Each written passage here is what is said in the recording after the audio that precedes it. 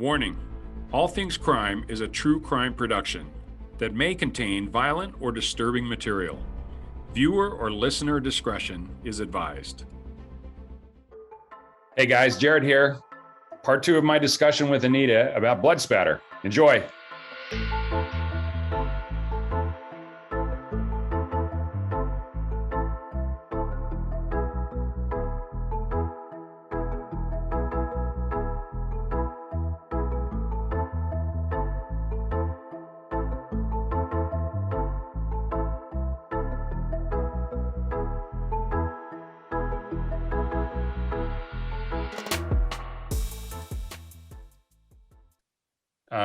As humans and as people, as moms and dads and brothers and sisters and, just humans in general, a lot of this stuff we just can't comprehend, especially if we're looking at it through normal people eyes.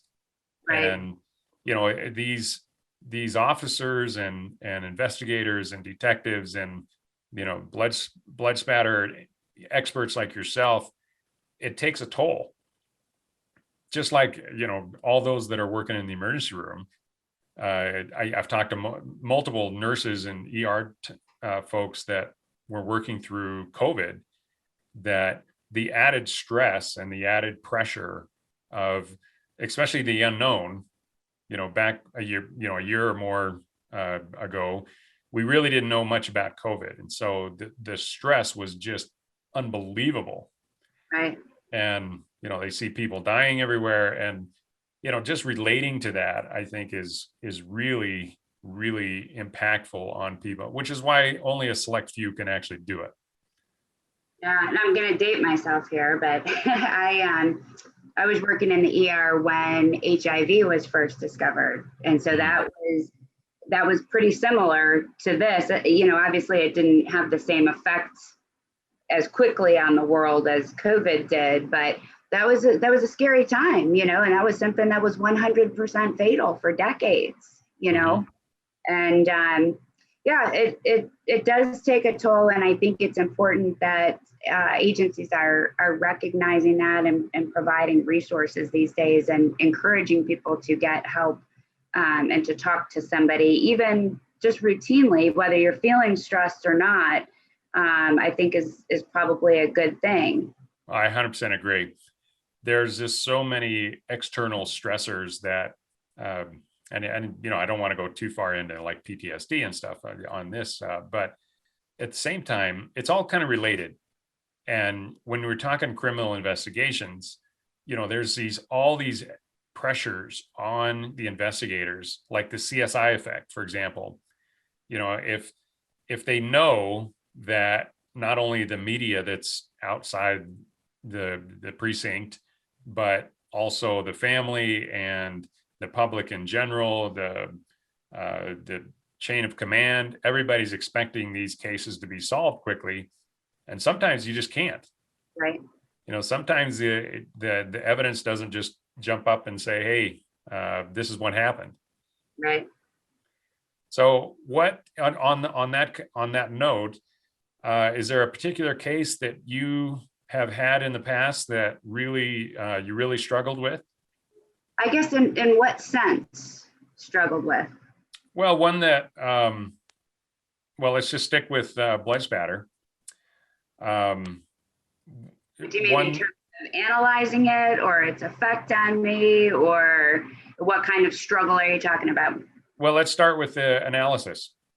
Well, probably in my early days, there was one that actually has had a lot of media coverage called the White House farm murders in the UK. And the Jeremy Bamber was who was arrested. And there was the mother and father were killed, 2 twin boys, and Jeremy's sister. And the sister was found with a shotgun kind of laying on her chest and a wound up under her chin. And the initial story was that she had gone crazy, killed everybody, and then killed herself. And the 2 boys were hers. Later, they arrested Jeremy for the murders. And in reviewing that case for him.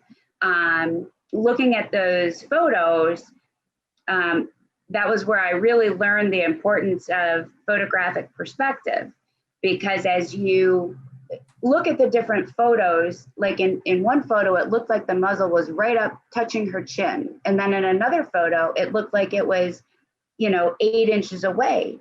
And you're like, well, who moved the gun? And certain things in the scene were moved.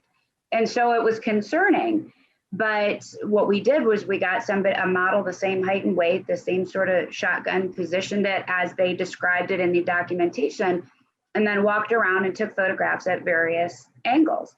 And sure enough, it looked like the gun had been moved, and it wasn't. And it was all photographic perspective. So that was a huge lesson for me. What was the final verdict of it?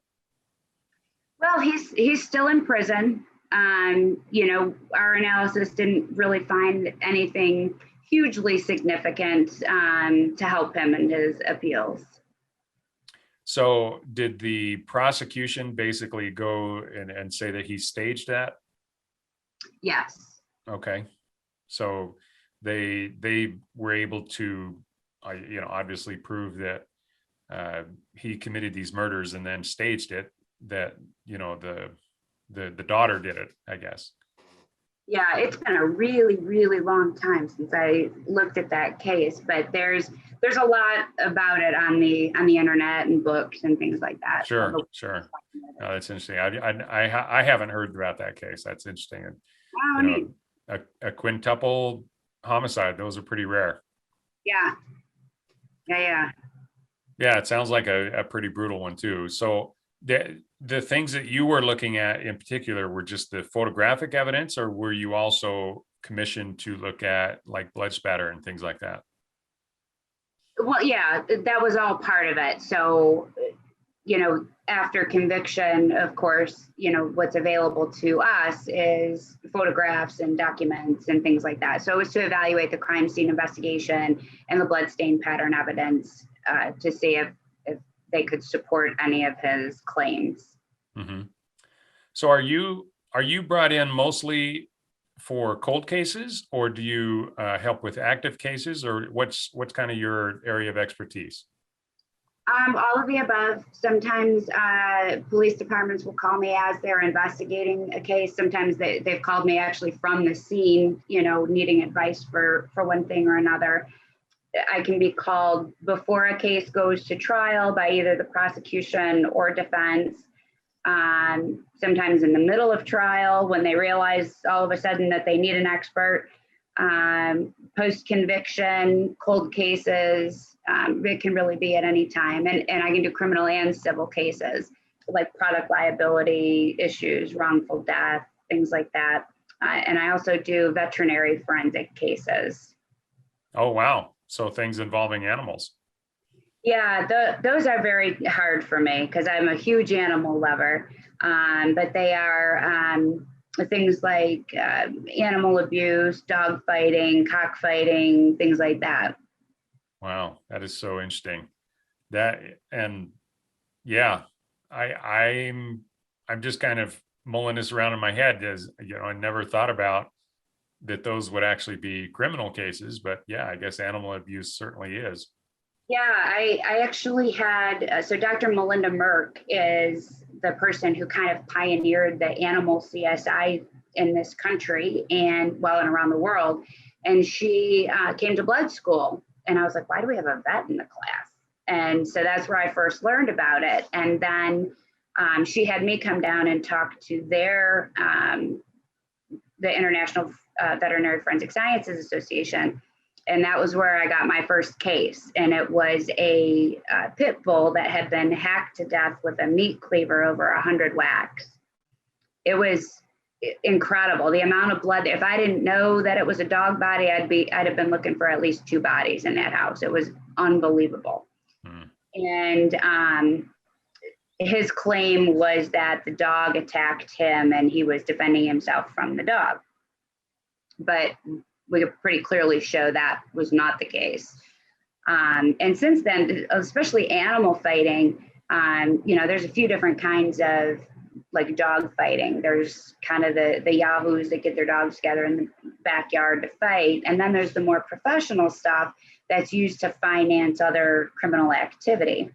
And I was actually examining a fighting pit and crates and the break sticks and things like that on a case, and happened to find the evidence that tied it to an international drug smuggling ring.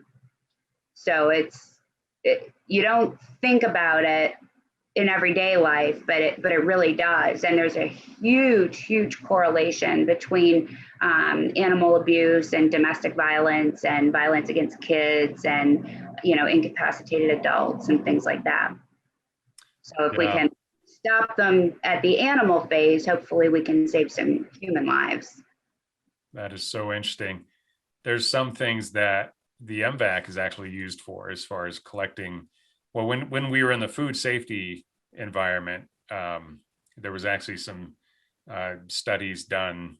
I shouldn't say studies, a study done to see if they could collect like E. coli off of animal and both like cow hide and sheep and things like that. And so, and it was fairly successful. So Oh, wow. that's also been, and I'd have to fully confirm it, but my understanding is they're looking at collecting DNA off of like poached animals like rhinos and elephants, Gotcha. be able to get poachers as well as track different DNA, including animal DNA. The interesting thing, my last trip to South Africa, I learned that the DNA database for rhinos in South Africa is actually bigger than the human database. No And kidding. yeah, they take rhino poaching over there really serious, and they don't mess around.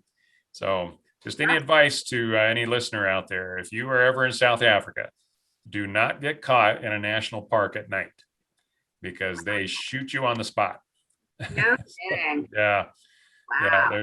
there's no reason to be, I mean, obviously, unless you're actually with a safari, but if you're Right. just out there, yeah, they don't mess around.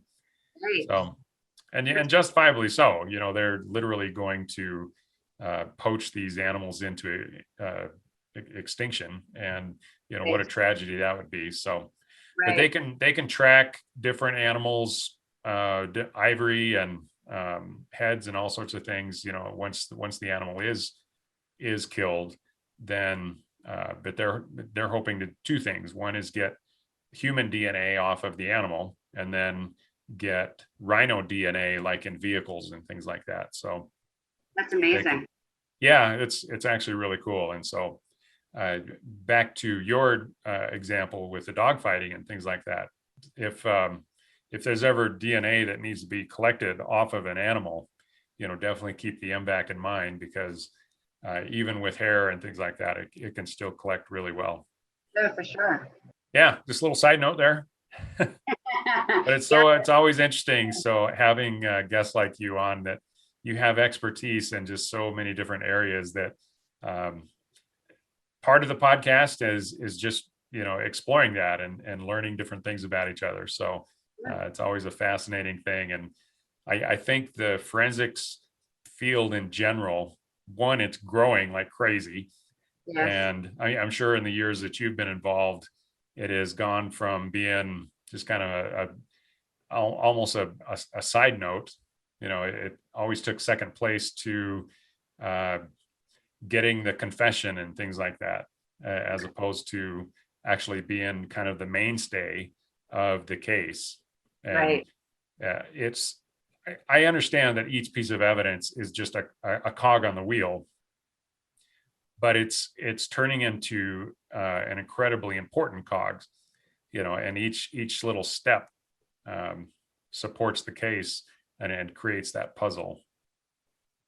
Right. As long as the people interpreting it recognize its limitations.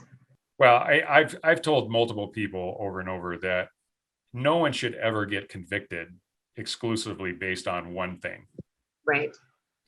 So have you have you ever had a case overturned, for example, because they were convicted on too little? Not one of my cases, but yes, cases I've worked on have been overturned because of uh, either too little or improper application of the field. So yeah, it happens. It's like I have always told my students that, bloodstain pattern analysis is just one tool in the toolbox. Every once in a while, it'll be the aha moment that ties it all together. But you're so right that, it's each little piece that, put together makes a picture. Right. And I think that, again, one of the reasons that I put together this video cast is partially to just gain more expertise and be able to gain a following, but the education process of the public in general to understand, there's lots of video and podcasters out there that they'll take one particular case and just drill really deep into it. And a couple of things that I've found that I hesitate a little bit to do that is, number one, nobody has all the answers, especially for unsolved cases. And a lot of times, some of those details aren't released. And so it doesn't help anybody to speculate and to fill in gaps that it's more opinion versus or speculation rather than actual fact. So Right. there's kind of a danger, gray, I shouldn't say danger area, but a gray area there. But the second part is the number of people that actually understand the entire investigative process and how much expertise is required to actually do it correctly, and then how long it takes. Right. That's dealing in adult timeframes, it seems that most of society just doesn't doesn't do that very often anymore. Well, particularly with our kind of instant gratification sort of society that we live in now, we can get answers to things right away all the time. How many times a day do we Google something? And I've made this point before in other podcasts, but I think you're right that there needs to be a kind of a general education process, particularly for potential jurors, because I'm not one of those experts that pushes to testify in every case, because particularly if there is an opposing expert, because there have been so many cases where jurors have later said, well, we didn't know which one to believe, so we just didn't consider that portion of the evidence, which is unfortunate. I don't think that, dueling experts is necessarily the best presentation. And with the misinformation that comes from TV and the CSI effect, it makes it even worse. So in my opinion and my recommendation is that if the opposing expert is somebody that is ethical and educated and all of that, if they can make their points with the other expert, I think that's a better way to go. And I think jurors having some base knowledge of what the different disciplines can and cannot say, and how do you evaluate an expert's credibility, to help them in their weighing of evidence, and here's another soapbox, but the presumption of innocence, I'm not sure it totally exists. How many, when you drive by somebody getting put in the back of a police car, you don't say, gee, I wonder why they're putting that innocent person in a police car, right? You say, I wonder what they did. And I think it's the same when you see somebody sitting at a defense table. What'd they do? Mm-hmm. And I think that a lot of, particularly the more heinous crimes, people are convicted out of a better safe than sorry sort of decision making. They might not be perfectly confident in their decision, but somebody needs to pay for this, and they wouldn't have arrested them if they didn't have a reason. So better safe than sorry. And that's not always the way. Again, as long as there's humans involved in the process, there's a potential for error, misinterpretation, things like that. So having jurors that can understand the limitations of of the fields, the forensic fields, as well as the system itself, I think is important. Yeah, unfortunately, there will always be people that will kind of prostitute their expertise Yes. and say what they need to say in order to, I don't know, get the next gig, if you will. But I think for the vast majority of people that are involved, especially in the forensic sciences, there's a level of ethical responsibility that they should be able to reach a certain amount of consensus about. Maybe there's some small areas, but I really like your point that dueling experts is rarely a win-win, Right. and it's because the science in general can lose, as well as the case can lose if it swings the wrong way. So Right. that's a really interesting thing to think about, that if we are pitting one, and especially lawyers are experts in this, that's what they do, is they'll find little areas of conflict and blow it up. And so your opinion versus the other expert's opinion, if they make that the story rather than the defendant or the prosecution, or the case or the victim, that's not a win in my mind. Right. And sometimes it's necessary. There is no other way but to put up an opposing expert, because one expert is maybe uneducated or unethical, or there's just no other way to combat that besides having another expert. But if assuming all of the things are equal, and it's an educated, ethical expert, I always push for a good cross-examination to make their points, instead of, putting another expert up and the jurors hearing the same sort of bloodstain pattern analysis primer again. And, there are people too, and they get, trials can get very bogged down in the, between the objections and the rules and and so I think the more concise you can make it and is better. Absolutely. Yeah, 100% agree with that.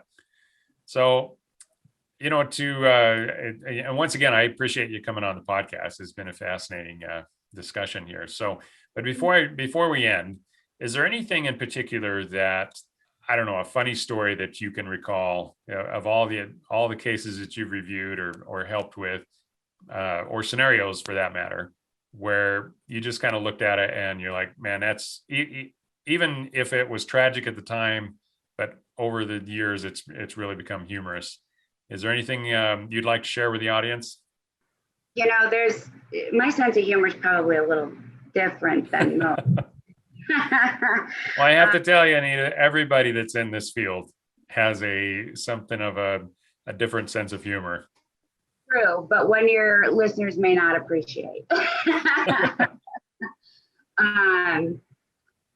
Boy, that's a good question. I think that I'd probably steer away from case specific stuff. Of course. But usually family get-togethers and things like that, of course, if somebody spills something or gets cut or whatever, then of course it's always me that, hey, you need to look at this. Oh, sure. What happened here? And when I worked in transplant, I used to take out bones and eyes and veins and things like that. And so, of course, there would always, well, Anita should be the one to cut up the turkeys, and she cuts things up for a living. Sounds like your family's a lot like mine. Yeah, I've got a big Italian family, and I'm the youngest, so. So you get picked on in all sorts of ways. Not only are you the youngest, but you also have an area of expertise that I'm sure some people may not understand, but some people may be jealous of. And but regardless, anytime there's an expert, and especially if one has a little sense of humor, those are great targets because they know you can take it. Oh yeah, I get it all the time, and I should think of it. But even, on social media, people always send me the little things that they think have to do with blood stains, and, like there's a bath mat that when you get out and you put your wet feet on it, it looks like bloody footprints and all these things they think I need to have. I'm like, I get enough blood on a daily basis. I don't think I need it in my bathroom too. Right. Believe. The last thing you need when you're stepping out of the shower and you're finally clean is be able to see blood spatter coming out. Yeah, right. Oh, that's awesome. Well, hey, Anita, where can people find you? They can find me at www.az-forensics.com or on Facebook at AZ Forensic Associates LLC. Awesome. And I will certainly post those links on the podcast, both on YouTube and on, Apple or wherever they listen to their podcasts. So I appreciate you coming on. It's been awesome. And I hope you have a great summer. And, we know you'll always be employed because crime doesn't seem to slow down very much. No, it sure doesn't. I appreciate you having me. It's been a pleasure talking with you. All right. You take care. Thanks again. Bye-bye. Bye.